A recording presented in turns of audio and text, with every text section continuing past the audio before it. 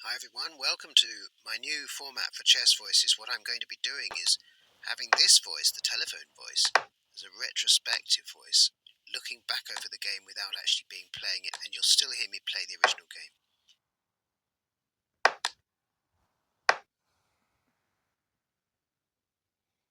Now, I wouldn't normally do that, but on this occasion... All your chess books will tell you never to move a piece twice in the opening, but sometimes I just do it for psychological reasons. I want my opponent to be confused, and also, that wasn't a good square, this is a better one, so it's not all lost.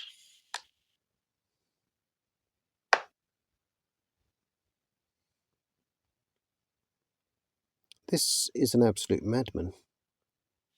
Indeed, and when you're facing a madman such as this, the correct response is to really build a good defense and have your pieces extremely well coordinated and make sure that you have enough escape squares from his barrage of pawns.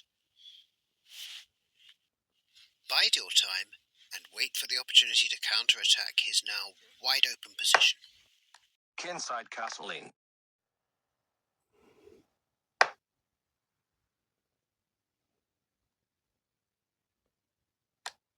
Now, what shall I keep? I think I'm going to keep the bishop, actually.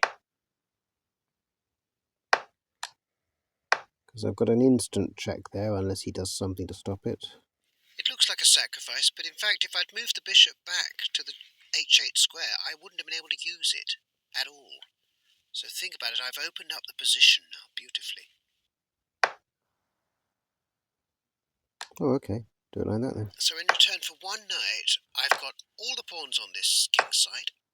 And now he's got nothing to block the check with. And I've got advanced pieces on his totally exposed king. Not that bad, I don't think, is it? It's a bit weird. For me. And now the real weaknesses of his open position come to fruition. I've got two checking squares. Check. G3 or E3. Both are devastating. This one is unblockable, completely unblockable.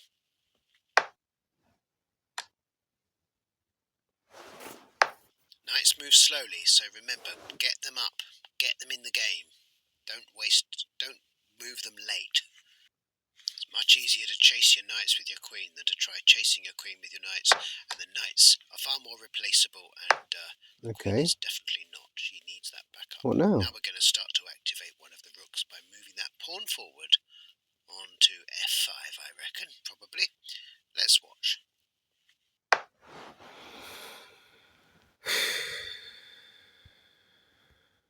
This is stupid.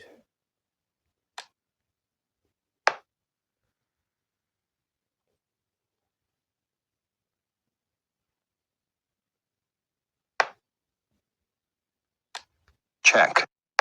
Yeah, he simply didn't see that I could capture with check, which basically means the piece is free. A bit silly, wasn't it?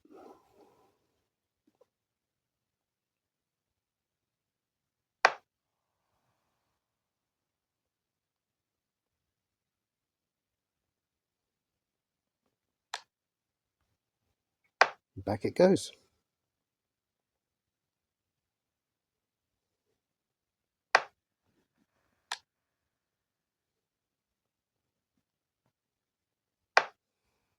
Looking to release this f-pawn to try and get the rook into the game now.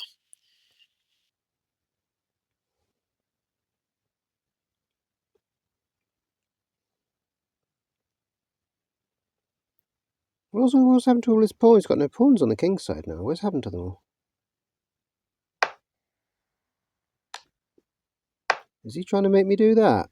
Now that's a rookie error. Never leave your queen in line with your king, and particularly not when there's a rook in line with the lot.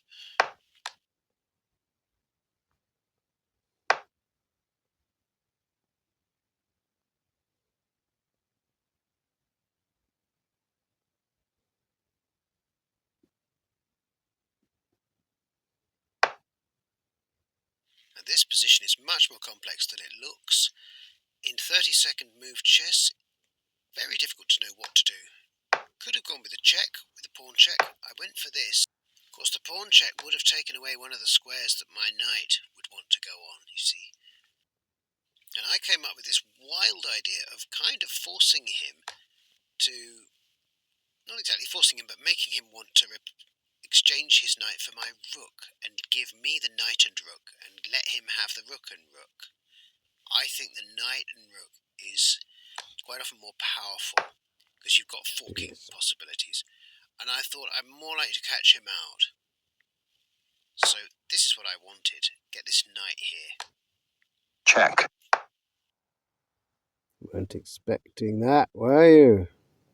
And that's when it dawned on me. His queen's in line with his king. Let's take with the pawn and get this file open. But my rook's not really positioned to get onto them. And it's kind of not really working now.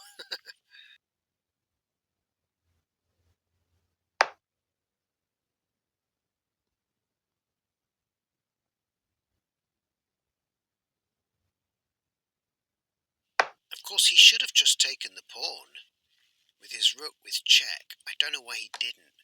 Because then I recapture, then he recaptures with the queen with check, and then captures my knight shortly after. And checkmate is on the cards very close by, or winning my queen. I don't know why he didn't do that. Didn't want to be recaptured, didn't want his rook captured by a pawn, that's why. Silly. He can't take the pawn. Check. Problem here was I did not want to take the queen because it gives him a passed pawn. So I was kind of trying to make him take it so I'd recapture with the king, which I didn't realise I was coming off guarding duties of my rook. I did consider moving my queen down a square to d8, but the problem with that was that then my rook is hemmed in there by my own queen, and I wanted to be able to bring my rook across when he takes the pawn with his king for a check with the rook and bring the rook into play. Check. And this was folly. Oh, you bugger. I didn't see that.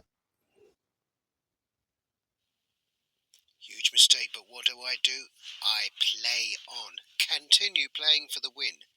Maybe his queen will be in a bad position back there in a minute.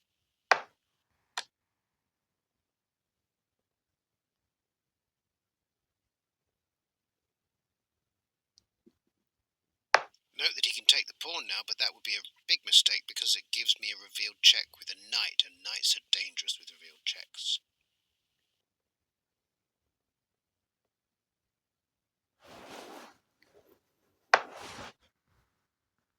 Check. That's the end of your little party, Queenie. I could have gone for a rook, but I thought, since you gave me the queen, it's rude to not accept a gift of that size, of that magnitude. Of course, once I've captured his queen, he is going to be ramping up the rook action to try and win my queen, and I'm going to have to be very careful. Always grab your teddy, because you never know, I might go for some checks on his king, but then he might suddenly block with a rook or something, and I don't get to grab the teddy. Grab the teddy. Always grab your teddy.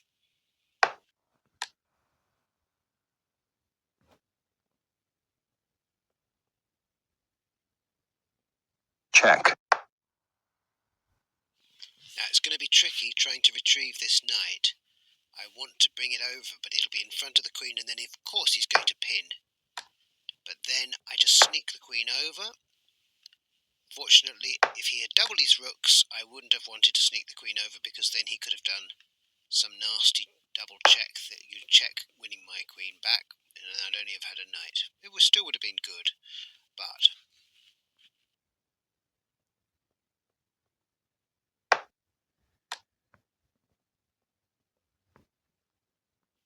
remember, any piece that blockades is powerful as any other. A blockade is a blockade is a blockade. But you always want your knights to be as close to the centre of the whole action as possible, so that they're spreading out their big flower of 8 squares around them. And when my enemy starts to make little silly pawn moves like this, I know he's run out of ideas. Got to break through on these white squares with my queen. I want to be on the white squares because his king's on a white square. I don't want his rooks to be coming though. Doing this thing, luckily my knight will stop this from winning my queen.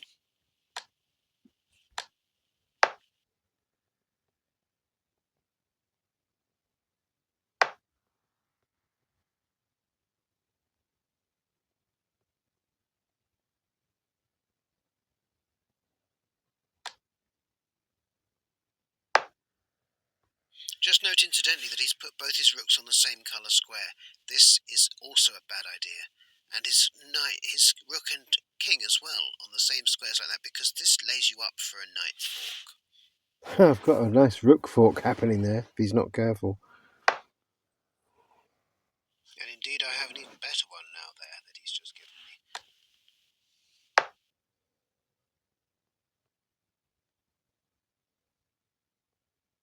And a nice little knight fork on his rooks there. Potentially.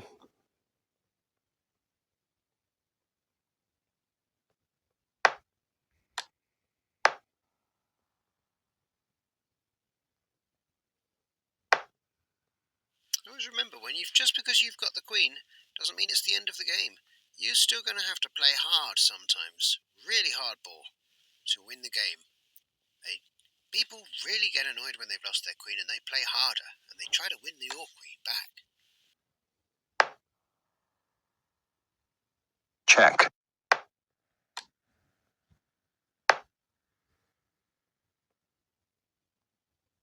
Yes, but what now? Where are your plans? Check.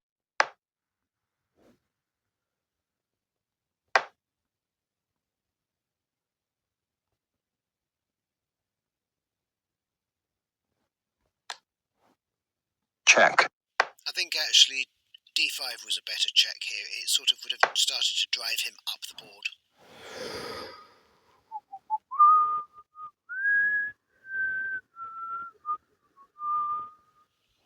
Obviously d3 check here wins the rook. I didn't see it. Queen d3 check was the move. If he takes that pawn, I've got a fork. Ah. Check. Yeah, you can't see everything. I did see a different one. There you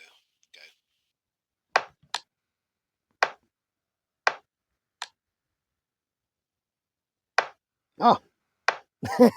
He didn't see what I just gave him my queen by accident. And my finger slipped. And what did I say earlier? Always play on. You see, he should have played on there. He should have taken my queen. This is the thing, right? When you get yourself in a winning position, don't get sloppy with moving your pieces. Try to remain rigorous.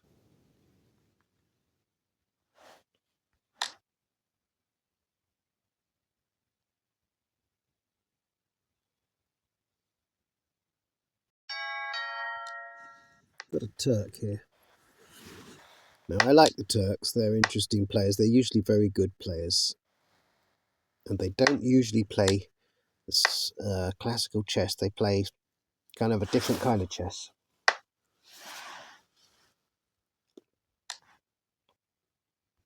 I think I want to get the bishop in that area. I think he's going to chase it down if I do that. I think he's going to push the pawn onto it. Oh, he hasn't. Okay. I'm just going to create a bolt hole because I get a feeling he's going to do the pushing at some point. And I want to just be able to do that so that we can then attack his queen at some point using the archbishop. In fact, there's a nice hole I could put that bishop in that would be really bad for him right now. Just plonk it in there. That's going to be extremely annoying.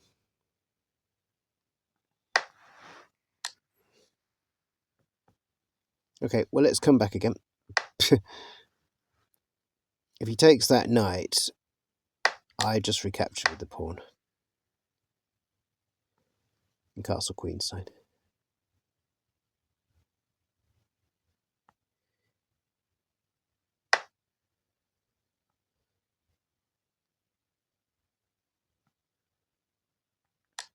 I think I can start to push already, push against his queen like this.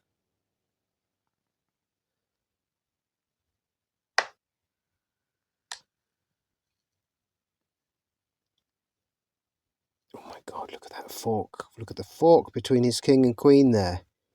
If only I could get a rook on it. I don't know if I have time to castle now. I don't think I have time to castle. I want to get my rook on his queen.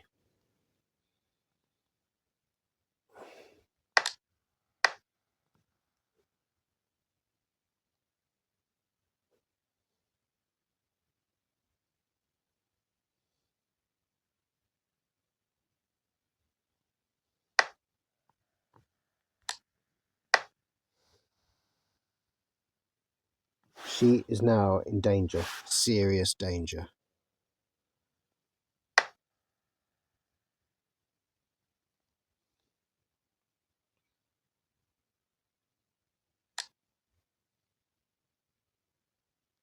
He knows what's coming.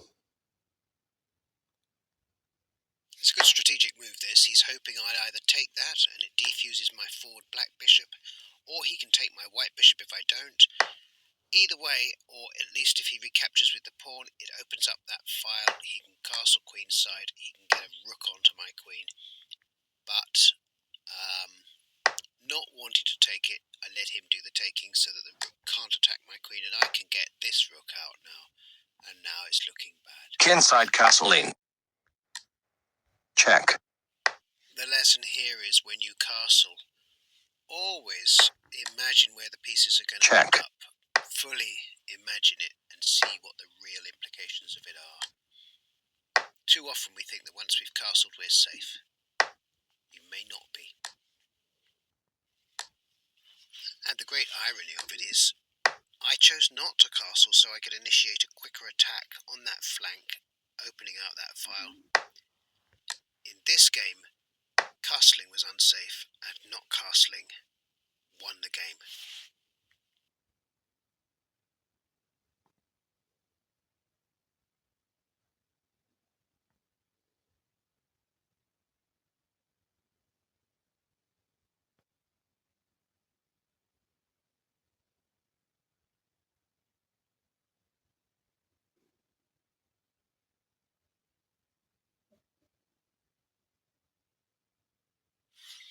He's left the building now. I did have one extra nice little idea here. I was contemplating moving my knight onto g3 so as to, if he captures it, I restore my pawn structure there. And of course there's also the potential for my bishop going through his king and winning the rook at some point possibly. He's resigned. All ideas. None of them came to fruition because, of course, he had resigned, but he did it in that annoying way of just leaving the game and letting the countdown timer roll down. I do it myself sometimes. I just swiped the game away out of anger. He probably did.